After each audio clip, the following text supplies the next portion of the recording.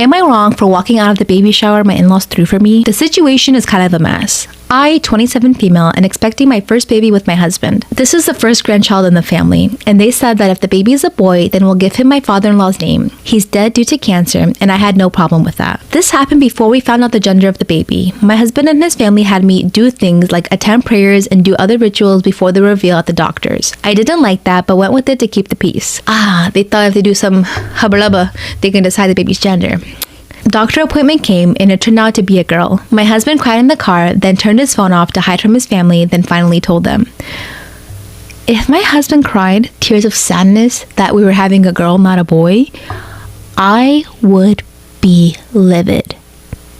Continue.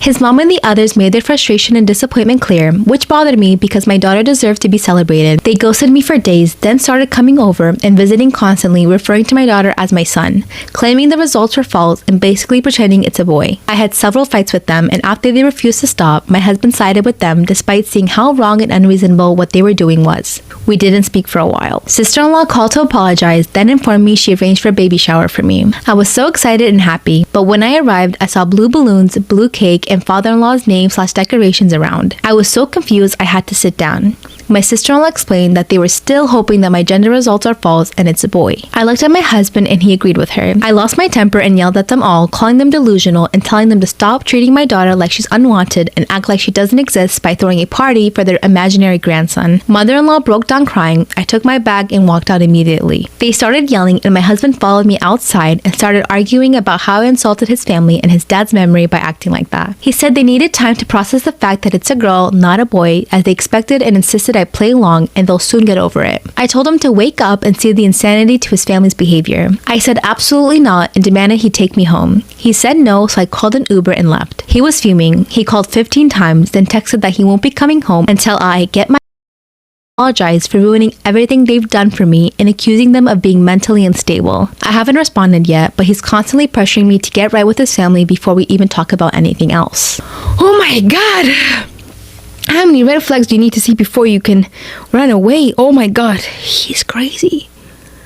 And another thing, the woman doesn't determine the gender of the baby, it's the man. And as a pregnant woman, I would be pissed. My fist would be rolling. Oh my god, that would just make me cry. Am I wrong for telling my sister-in-law no one cares that she's pregnant?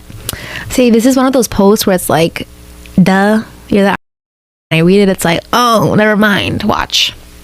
Backstory. My cousin, 33 female, who I'll call Mary, lost her husband, 32 male, and 2 of her 3 children, 3 female and 9-month-old male, in a car accident last week.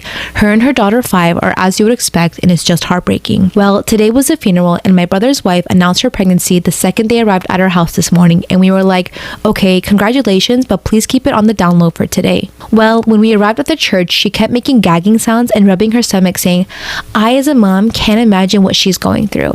They have no kids, so people would look at her and she'd tell them she was pregnant. Afterwards, at my aunt's house, my sister-in-law kept making everything about her.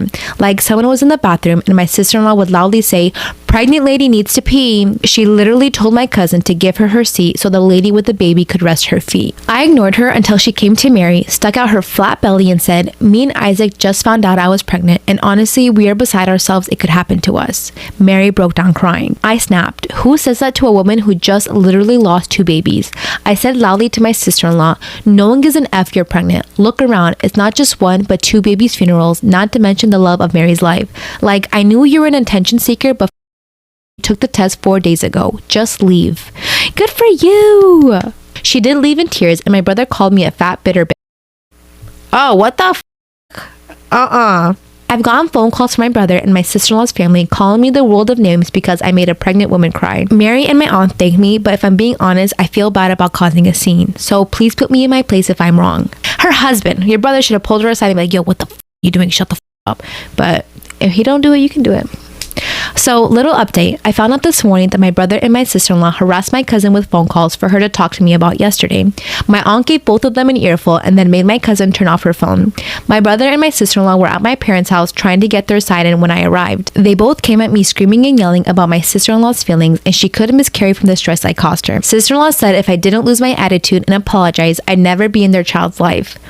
Brother, step up, brother. I told her I didn't care, and if she was going to use the kid as a weapon, I didn't want to be in their life anyway. Things got heated, and my father ended up kicking out my brother and my sister-in-law. So yeah, all this trauma at a time, we should be there for one another. I'm so sorry you have to go through that, but your sister-in-law, your brother's whipped too.